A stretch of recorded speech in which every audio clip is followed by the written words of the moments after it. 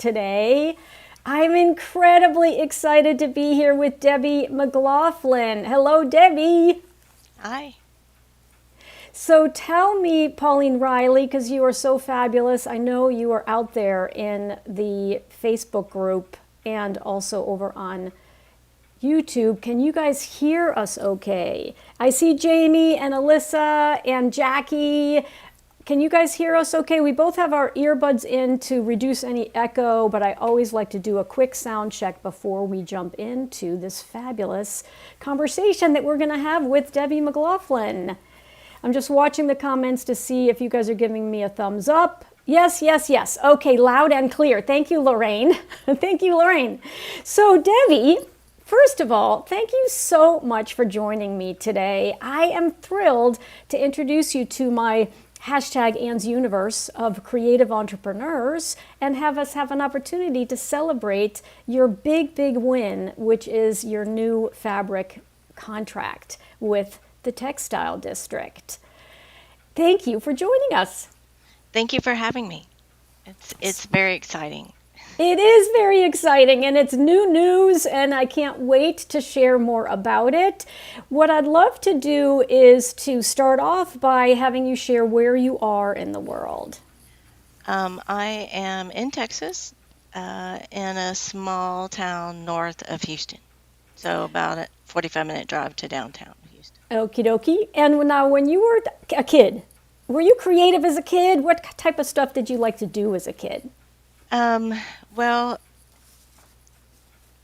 I liked to go to summer classes for art. When we were out of school, we didn't really have art classes through elementary school, and not even until my last year of high school was art available. But my older sister, taught me to sew when I was 11. Wow. And so mainly so I could help her make costumes for the drama department. But and I sewed my own clothes since, when I was in 7th grade and on, and still have little pieces of fabric from some of those outfits. Yeah. Kept every scrap just in case I might need it. Just in case, yeah, we have our fabric stashes, right? Oh, And then, were you interested in pursuing art at some point, or were you discouraged from following that path? Tell us a little bit about that. my senior year, I took art and I took photography. And I thought I might like to major in commercial art and talked to my art teacher about it. And she's like, well, I see you more as a crafty person, but not really a commercial artist. So off we went to school to pursue something other than engineering. So, Yeah, and so I think that I thought it would be important for us to touch upon that because that has happened for so many of us. I think in our generation in particular, it's like, you can't make any money at art, so you got to figure out some other way to make a living. And it's a bummer. First of all, it's a bummer that that was the case back then because the world has changed so dramatically, in the recent past. And then and also sometimes that's discouraging, right? It's discouraging to not be able to pursue something that you actually have a passion around when it's so when you're so young. and this was before computers, and so this is when everything was done in a very different way, and maybe she just, didn't think I had the stamina for it. Who knows? Um, Who knows? But who you, knows? yeah, who knows? But you, I'm thrilled to say, Yeah. ended up deciding that you were going to move back into or lean back into your creativity fairly recently. So talk a little bit about how you decided to sort of spend a little bit more time leaning into your creativity. So, I've been working for a long time, and I think my 55th birthday, I decided to buy myself a present.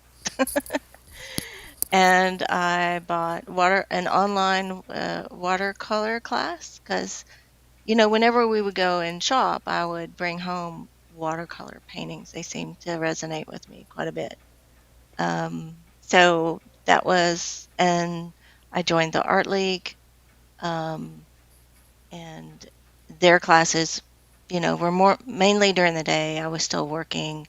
I would go to the meetings and the demos and stuff, and from then I took some other classes and finally in acrylics, and then I took some classes in ink. Those were in person. So to find a medium that I excelled at. And then I combined the watercolor and the ink. So Nice. I love watercolor and ink as a combo. it's a lot easier than just watercolor. Yeah, it makes watercolor look really, really good. Right? Yeah. So So, what is the Art League? Is that something in Houston, or is that tell us a little bit about that organization? the Houston area has the Lone Star Art Guild, and under the guild there are like 18 different art leagues. So most every town has an art league in within driving distance. And they're nonprofit entities, and they're very inexpensive to join. I think it's $40 a year for ours. And it just, they have meetings once a month. Some of them may be fortunate enough to have a building where they can meet or even hang their art. Some of them just have meetings and then they hang their art in public places like banks or the government offices or things like that. So Wow, I seek them out every time I go to all the they're, they're not private art galleries, they're not for profit, but you can find them that's in great. almost every town. Yeah, that's great. I'm not familiar with them, and so I didn't know about them either. So I'm going to check it out also in the Bay Area because I'm sure there's one out here. Mhm. So then you found me, right? You found Doodles. Yeah. So when you saw the Doodles ad on Facebook, like what intrigued you about it? What made you say, hey, well, I might want to learn about surface pattern design? Well, I never had gotten into digital art. I had seen a lot of the high school students put their digital art in our student art show competition, but I didn't know anything about it. But then I saw the part of you can turn this into fabric, and I was like, oh, I need to try that. Yeah, yeah, because many of us dream of putting our designs on fabric, or if we have a Mhm. fabric stash, all of a sudden it's like, well, wait a minute, I don't have to buy somebody else's fabrics, I can make my own. And make it exactly how I want, or make it to match a piece that I like, or whatever. Yeah, So, yeah, exactly. And so you came into Doodles, which is totally awesome. And then at the end of Doodles, I opened enrollment to my Pattern Design Academy program. And so you came into that. And mhm. tell me just a little bit about that journey. What did you like best about it, or how did it meet your needs to develop into having a fabric collection? Well, I finished Doodles, from beginning to end, and I think I came up with one pattern. So I was excited I Yeah, could get it, but there was just so much to learn, and there's still so much more to learn. And so, the Pattern Design Academy gave me kind of a structure, and to go through this, and it didn't just show the technical side of the software, but how to create a portfolio, how to create a collection sheet, how to um, find places to sell your art or your fabric or, either. So it gave me an end to end. And being recently retired, I'm like, oh, well, this maybe could be more than just a hobby. It could be a supplemental income. So, yeah, because we never want to run out of money when we're retired. exactly. It's always nice to have a little coming in. Yeah. And so, So, as you went through that program and then also joined my membership after the academy wrapped up, did your goals continue to sort of evolve, or were you pretty focused on fabric and licensing? um, my first goal was fabric, and just to get it out there. First to get it in my hands, then maybe to get it out in other hands, and then that don't I don't want to be home shipping things in an Etsy store. I just know that's not for me. So I thought licensing was a better fit for our lifestyle, because we're trying to spend time together and do other things in our retirement, um, since we both aren't working. So that was kind of, that was a goal. I'd also like to do the same with some of my art prints, but I've been so focused this whole year on on learning fabric design that that would be the next goal. Yeah, well, it's such a great So, example of you have to pick one thing and then you have to yes, keep going with that one thing until you actually achieve the goal that, and your goal was to get a licensing contract, which you now have, which is so yes, incredibly exciting. And I wanted to make sure that everyone who's listening hears about how disciplined you were in practicing and creating a lot of work and entering the Spoonflower Design Challenges. Talk just a little bit about how you were able to structure your time in such a way to be that disciplined about it, and just a little bit more about that. well, the first thing was, to actually open a Spoonflower shop so you could enter the design challenges. Yep. And that's a scary thing, but you walked us through it.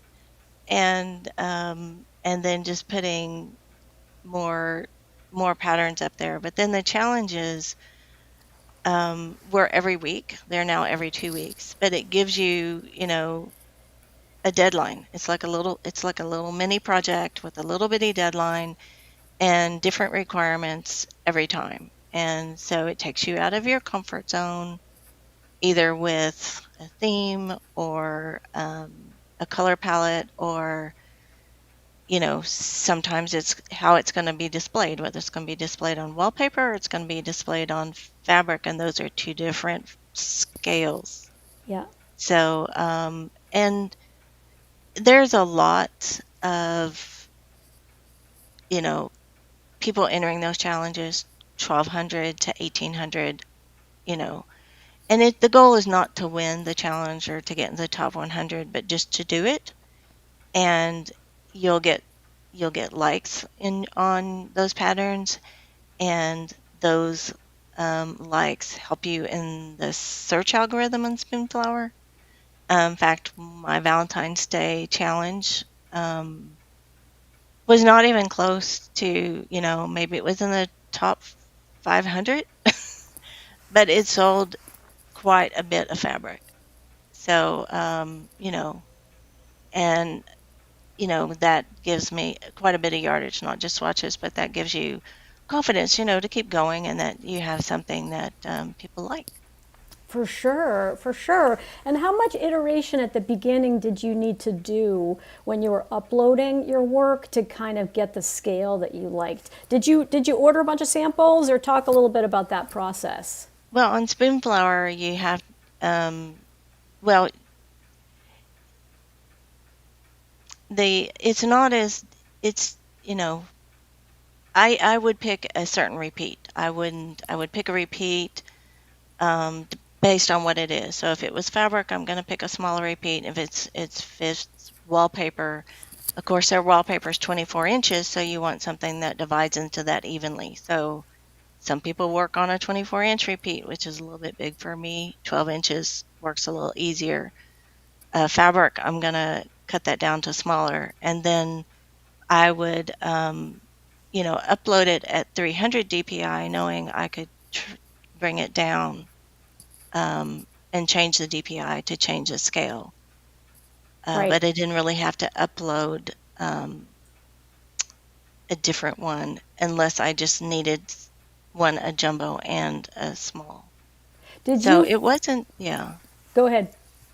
it wasn't, it was just learning what those initial starting points were. It Yeah. started with your design size, basically. Yeah, got it. And another thing that was really interesting is there are many designers on Spoonflower who find that if they upload a design in a variety of different colorways, that also provides more choice to the customer when Mhm. they're buying it. And so, have you also been doing that? I have, and Spoonflower actually has a alternate colors that they display now. If they can put them together, if you pull up one pattern, it will show you, oh, this is also available in 3 colors. So they kind of encourage it. Yeah, yeah, You it's have an to title them and tag them the same for their software to pick it up. yeah, But so it's people like, they're looking for a very specific pink or yellow or different things in spring. And if you notice someone liking a pattern of yours but not buying it, then just put it up there in another color. yeah. So that helps too. Yeah, and I think this is so important for everybody who's listening today to really take away the big takeaway is that you're staying in this one lane, you're learning all of the different ways to be successful on this one site.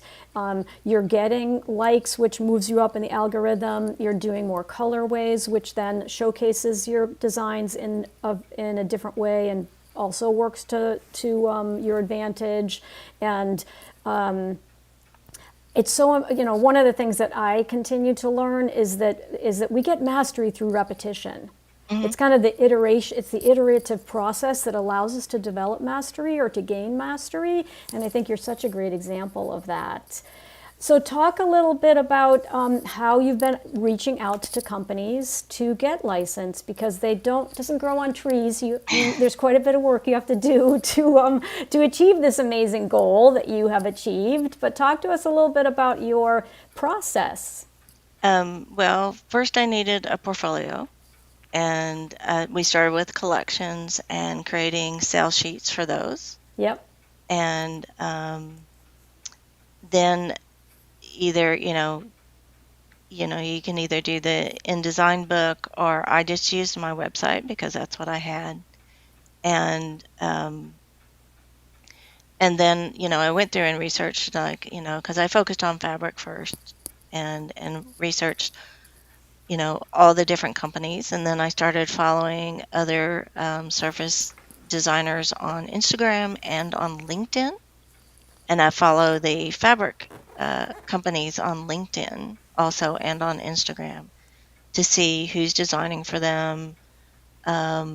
And then if you drill down to their websites, some of them actually have a place for designers to contact them. Some don't. Some of them, some you can see that they have in-house designers just by that you're not seeing anyone saying my fabrics are available at X. So it's just something you have to kind of figure out. Just I keep a spreadsheet, and I would send out an email or fill out an online form. Um, you know, Probably twice a month, uh, with different groups. And if I heard back, I heard back. If I didn't hear back, I don't get discouraged. I'll send it again 6 months, 12 months down the road. Maybe they'll see something they like, um, because maybe they already have their 12 collections for the year. You never know. So it's kind of like applying for a job. It's a numbers game. You're gonna there are gonna be a lot of people that just don't respond to you, and you just move on. Yep, and make a note that you reached out to them because you might want to Yeah, tickle them again in another three yeah, months or 6 months because they're going to be working on a new, set of yeah, designs for the next season. yeah, So, but it is super important. You're such a great example of keeping track of everything. You have to have a spreadsheet, and you got to keep track of like who have you contacted, and then when might it be appropriate to contact them again, and did you get a response or not get a response, and then you develop this incredible contact sheet, right? yeah, yeah. And then what patterns then you have to start tracking what patterns you have under license, and when that Yeah. license agrees, and if they're exclusive or not. And so there's a lot of administration besides just the artwork, Yeah. and then the marketing of that collection. So. Exactly. So let's pop over to your beautiful website so that everyone can check out your work. And then we'll also go to, after that, we'll go to see the collection that you licensed and talk a little bit more about it. But everyone, I want to make sure you know you can find Debbie's website at catspringart.com. And I'm going to open it up in the background, and then I'm going to share my screen.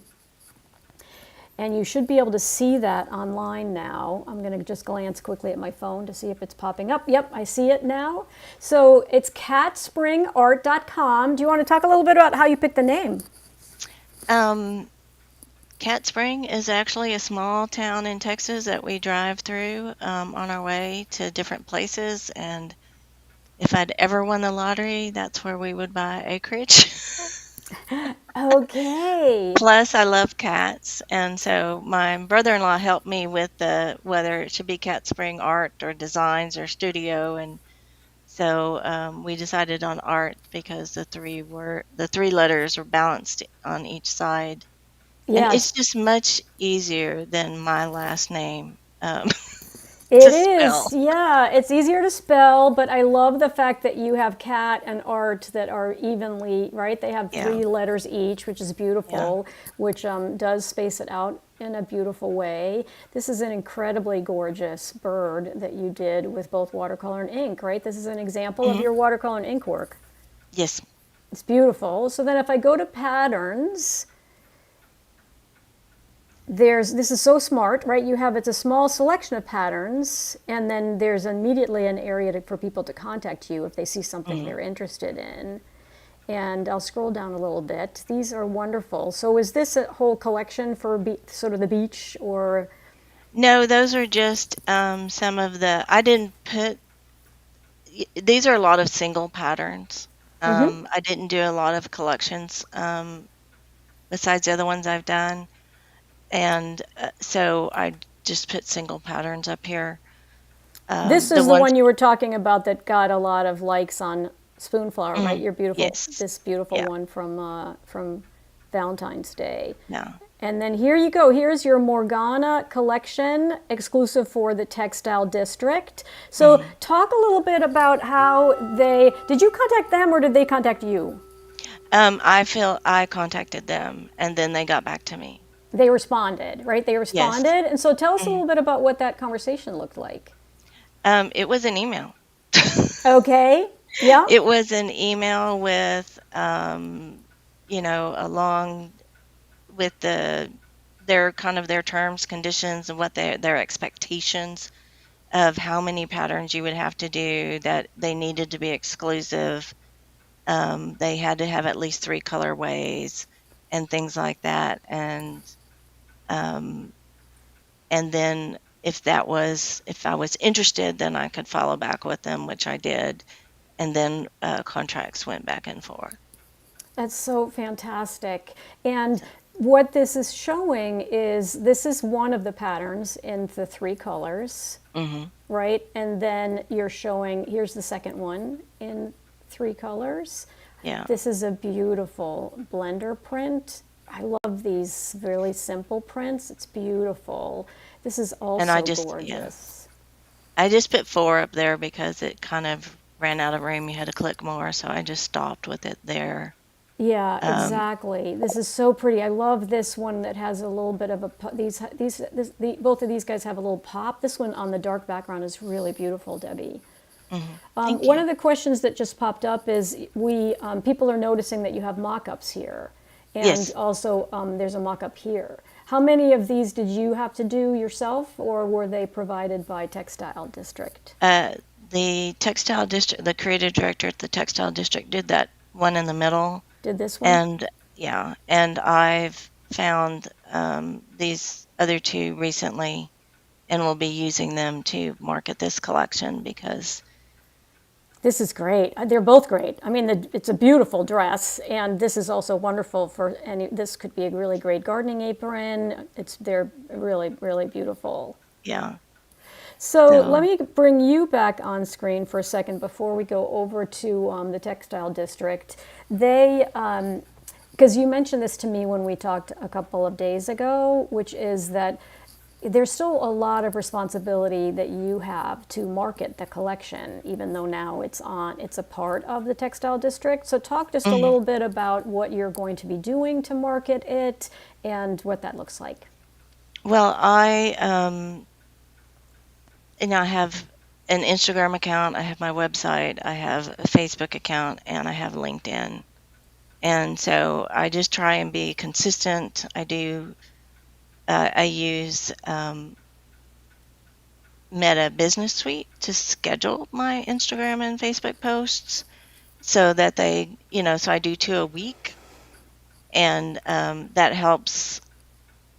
It helps with your algorithm, but it just also helps everything look consistent. And so, and then when I'm busy and traveling, I can do them, 3 weeks out in advance and do, several of them. So, and then LinkedIn, I just have to do when, uh, as I go.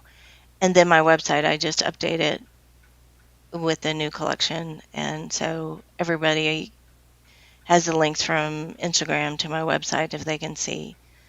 Um, I found those mock-ups last weekend, and so I've been working on those, and we'll probably do them in one of those a week until we cover all the patterns in one of the 2 mock-ups. And are you getting those from creativemarket.com because they have a lot of mock-ups, or from Createsy? That's another firm that has mock-ups. Where do you like to get your mock-ups? I actually got those 2 from Etsy. You did get them from Etsy, yeah. So there's a Yeah. lot of places you can get mock-ups, and creativemarket.com is one. You go onto Creative Yeah. Market and then you buy a mock-up, and it's usually a Photoshop file. And I teach Yeah. you how to use it and how to apply your design in it. So you don't have to have a photographer. You don't have to actually buy the fabric and have somebody wear it and then have a fancy photographer to take the pictures. You can do it all online, right, by buying the mock-up and then applying your design inside the folder. Inside the file that you get. So But those are Photoshop mock-ups when I want something that nice. I also tend to use a Canva photo collage when I want to show multiple colors, and that's an easy drag and drop. yeah, so Canva's great. And are you on the free version of Canva? Yeah. Yep. And so Um, the mock-ups cost some money, but they're not usually very expensive, right? Are you normally buying them for like $12 or $14 or something like that? the photo collage ones, I don't pay for mock-ups on Canva. I use what they have in the free version. Yep. They don't have good mock-ups for fabric design. No, they don't. You have to go to They don't. Etsy or Creative Market. But Yeah, and what I I have meant was some. on those sites, on Creative Market, for example, mock-ups only cost $12 or something like that. Yeah. And sometimes they're on sale, so sometimes you can get them for a lot less. Yeah, So, exactly. Exactly. So when you go onto those sites, you then can search for mock-ups because there's a drop down at creativemarket.com, and Etsy's probably similar. Did you search for dress mock-up or apron mock-up, or how did you search to try kind of hone in on what type of image you wanted to find? Do you remember? I may have looked just for pattern or fabric. I'm not sure. They have good So, search engines. yeah. They have good search engines. Finding a dress mock-up is hard. There are not very many. Well, the dresses are styled differently and I just didn't think that they would go with the fabric that I had. I needed a more, not a cocktail dress. Yep. So And then when depends you're on what kind of patterns you have. Yeah, it totally does. It totally depends. And listen, you're going to be able to do some really beautiful quilts, right? So you could do Yes. you can obviously make your own quilts or have, do that as a fun project in your art league or with friends. But now that you have these incredibly beautiful fabrics that coordinate with one another, just think about the quilts that you can make. Oh yeah. So let me look at my notes to see what I wanted to ask about. Oh, let's go over to the textile district so we can show people where they can find your collection, because part of the purpose of today is I want to make sure people know where to go buy the fabric that you've made, because Yeah. it's so beautiful, and then they'll be able to create their own projects with it. So let me pop over to the textile district's website, which is at which is at thetextiledistrict.com. This is their landing page, right? The first page of their website. And it says that they are custom fabrics, right? And they have a bunch of different fabric types, I gather. This is what you probably can download. Can you order swatches to see what the different fabrics are they have available? You can get that swatch package there that's white that gives you all the different types in white. So they have denim and knit and a very nice cottons and things, linen. Yeah, it's kind of cool. So they kind of are their own print-on-demand site, but Yes. they have a exclusive series of fabrics that you can purchase, right? Yes. When you are licensed with them. Yeah. And so here are new arrivals, and these are your designs right at the top of the page. Yep. Oh, they're so beautiful. So talk a little bit about naming. You have to name them all. So talk a little bit about that process, because people don't realize you can't just give them a number. You have to give them a name.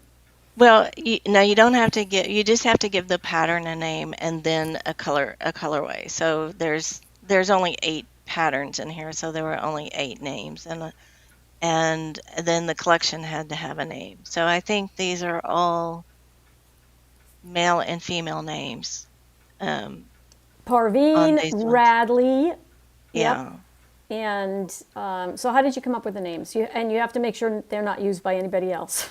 Yeah, that was the other thing, is that I had my names, and I think I had one pattern named Echo, and then she goes, well, you have to make sure that nobody's using, and when I went, someone else was already using Echo.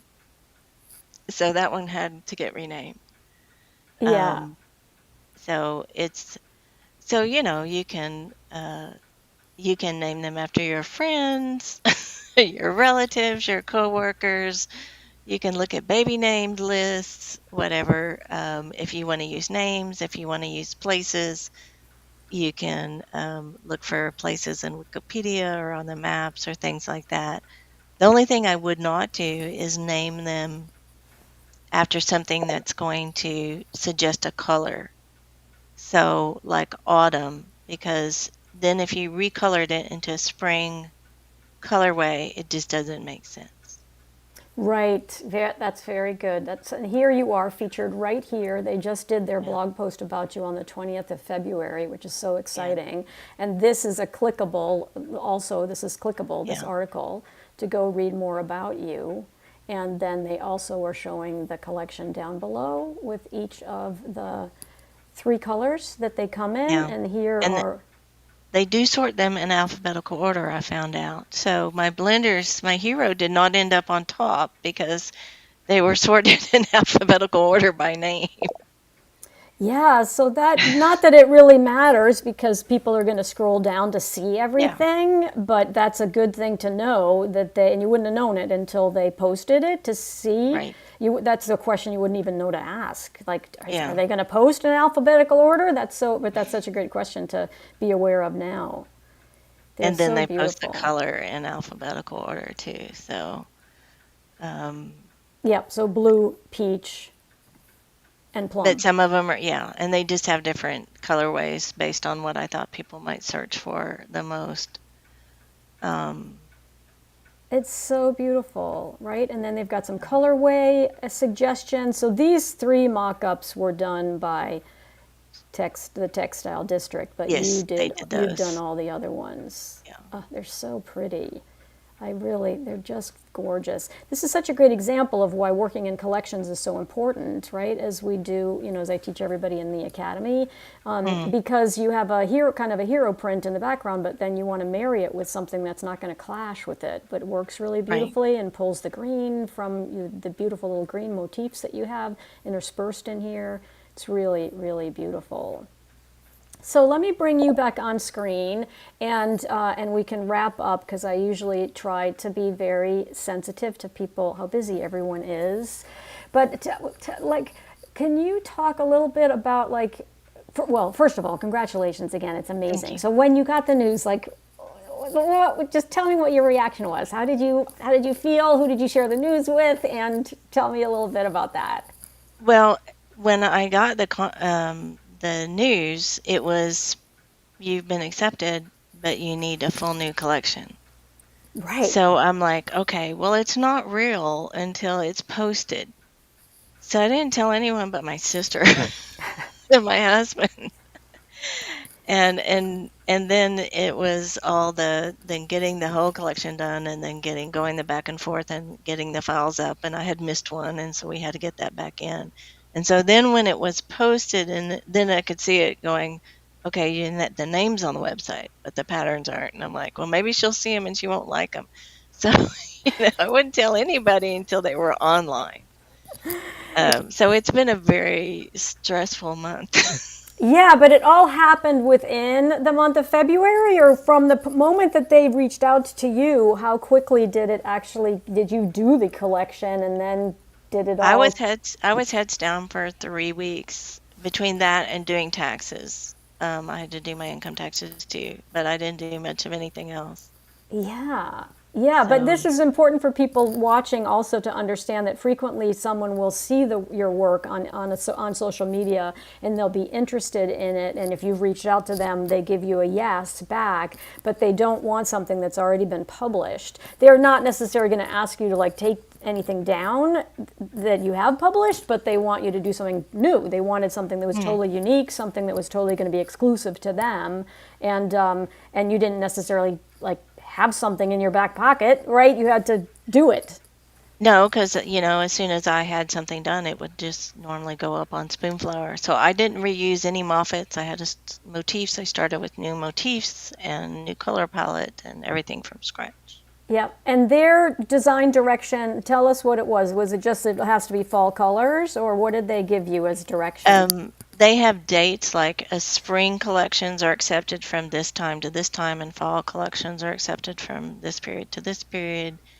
And, from looking, I looked at the other brands they had on there. Well, because I think there's 22 or so other designers on their website, and to see who their audience was, because they're small batch manufacturer. So that means people, like a designer that just wants to run a few hundred pieces for her shop or for a boutique, or makers that are doing bags and totes and shirts and things, and anyone that just wants to purchase offline for their own quilts or other projects, or to sell in their Etsy shop. So they had to be sewable, which means a multi-direction pattern, not like your wallpaper that goes straight up and down. Um, That's so also super important for people to hear understand what that means. When you yeah. learn how to do repeating patterns, you need to consider whether your motifs are all only going to be able to be used in one direction, which is called a Mhm. directional print, or not. They're scattered. So my shirt, for example, which is one of my pattern designs, it's scattered, meaning you could put the fabric in any direction and the design still works. And that's Yeah. much more versatile for end use purposes than if you have something that's trees and the trees are vertical, so the fabric always has to be cut vertically, which means that Mhm. there's going to be more waste, and some limitations to how it can get used. It can't be used sideways because it'd be weird for the trees to show up sideways on your shirt, for Yeah. example. Yeah. So, and that's the bigger consideration, that it has to, and then scaling them down to fit on that mock-up so that it's the right scale, as to what you made it in. So Yeah, yeah. So, what would you say to people who are considering? So, the first thing is I wanted to make sure, if you don't mind, I give a plug for Doodles because Doodles is open for enrollment right now again. I'm going to be doing Doodles. This is the Doodles. It's sort of a mini course. It's called Doodles, my From Doodles to Dollars Coaching Week, and it only mhm. costs $10 to take it. And it's the best way to get started to learn how to make a repeating pattern using Adobe Illustrator. Would you agree it's a good place to start, Debbie? Oh, absolutely. I never would have been here without that. I mean, and the, it was, it was easy to follow, and it's hard work, but I all the do. instructions were there. I do put you through your paces. I do. It's 9 days. It's not like just a week. It's like 9 days. Yeah, But I do put you through your you know. paces because I actually want you to learn just for And $10 how to actually make your first repeat. then you can see if you like it, you know. And then And exactly, it's the best way if to it's for learn you. if you like it. Mhm. And so I decided it was for me, and I went on, and it's a never-ending learning process, though, because there's all different kinds of patterns and different colors and different applications. So there's always something new to learn. There is always Uh, something new to learn, but it's super fun and it's a great way to just explore the whole concept, right? With a mhm, very, very minimal investment, and then you can decide if you're going to be interested in pursuing it or not. But mhm. what's next for you? What's next for you? Um, I'm going to take my time and work on my next collection in a little slower pace. Yeah, yeah. And do some work on the other artwork, and then maybe I need to focus more on wallpaper patterns for Spoonflower, because that seems to be um, something that I don't have in my shop, Yeah, you know. and wallpaper I think is having a renaissance. Yeah. I think that wallpaper is having a renaissance. So I need to connect you with Robin Koza because Robin Koza is an alumni, an Academy alumni, and she is now a professional wallpaper designer. So Yeah. I'll hook you up with her. Okay. And we'll have to do an interview with her soon. She did one with me like a year ago, I think. I think I But watched it. you Yeah. might have, yeah, you might. Her name might sound familiar too, but she's got a lot of tips and tricks, and she now does commissioned wallpaper. That's Hmm. basically her business model. Is people find out about her wallpaper in the community in which she lives, and then they hire her, and her wallpaper is beautiful. Yeah. You are creating the beauty that we all want to see in the world, Debbie. And so thank you so much for sharing your story with us. This is so inspiring. And I appreciate you spending this time with me. Any advice for the audience around, first of all, please go check out the shop, right? Go to thetextiledistrict.com and go look at those gorgeous fabrics. And if you have a project up and coming, any of you watching, please purchase some of Debbie's beautiful fabrics to do Thank your you. project with.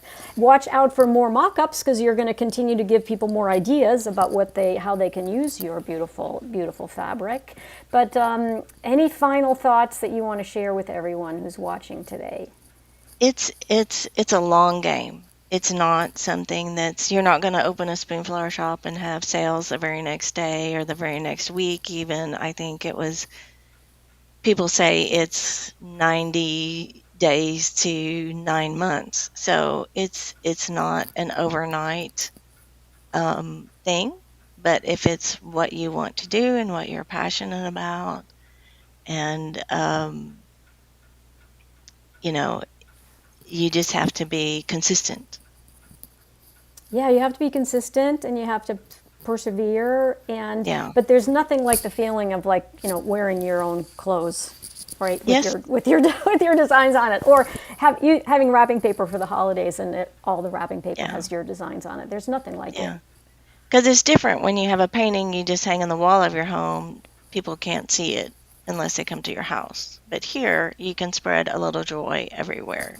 Exactly, a little joy, spreading joy everywhere, a little bit everywhere. So, Debbie, thank you so much. When I hit the finish button, you and I will still be together in the green room, so don't go anywhere. But I want to thank everyone for watching today. And if you're watching the replay, I hope you've enjoyed this too. And please go to catspringart.com to stay in touch with Debbie, and then also to purchase her fabric. You can click through the website to get there, but you can also go to thetextiledistrict.com to more directly purchase some of the fabric.